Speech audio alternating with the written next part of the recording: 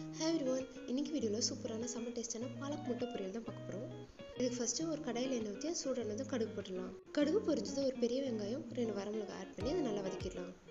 வெங்காயம் நல்லா கண்ணாடி பதத்துக்கு வந்ததுக்கப்புறமா நான் ஒரு கட்டு பாலக்கீரையை கட் பண்ணி வச்சுருக்கேன், அதை இதோட ஆட் பண்ணிடலாம். இப்போ இந்த பாலக்கீரையும் இந்த வெங்காயத்தோடு சேர்த்து அந்த எண்ணெயிலே நல்லா வதக்கிடலாம். அடுத்தது அதுக்கு தேவையான அளவு உப்பு சேர்த்துடலாம். உப்பு சேர்த்துட்டு மறுபடியும் அந்த பாலக்கீரையை நல்லா வதக்கிடலாம். பாலக்கீரையில் நம்ம தண்ணியே ஊற்றக்கூடாதுங்க. பாலக்கீரையிலேருந்து நிறைய தண்ணி வரும், அந்த தண்ணியிலே இந்த பாலக்கீரை நல்லா வேகணும். இந்த பாலக்கீரையிலேருந்து வந்த தண்ணியெல்லாம் ஃபுல்லாக ட்ரை ஆனதுக்கப்புறமா நான் அதில் 2 முட்டை உடச்சி சேர்த்துக்கிறேன். முட்டை 2லேருந்து 3 தாராளமாக சேர்த்துக்கலாம். உங்களுக்கு எவ்வளோ விருப்பமோ அவ்வளோ சேர்த்துக்கோங்க. முட்டை சேர்த்துட்டு அதை நல்லா நம்ம மிக்ஸ் பண்ணி விட்டுடலாம். அந்த முட்டை இந்த பாலக்கீரையோட மிக்ஸ் ஆகி அது நல்லா வெந்து வரணும். அந்தளவுக்கு இதை நம்ம நல்லா மிக்ஸ் பண்ணிடலாம். இப்போ பாருங்கள், முட்டை பாத்திரத்தில் ஒட்டாமல் நல்லா உருண்டு வந்திருக்கு, கீரையும் நல்லா வந்திருக்கு. இதுதான் கரெக்டான பதம்.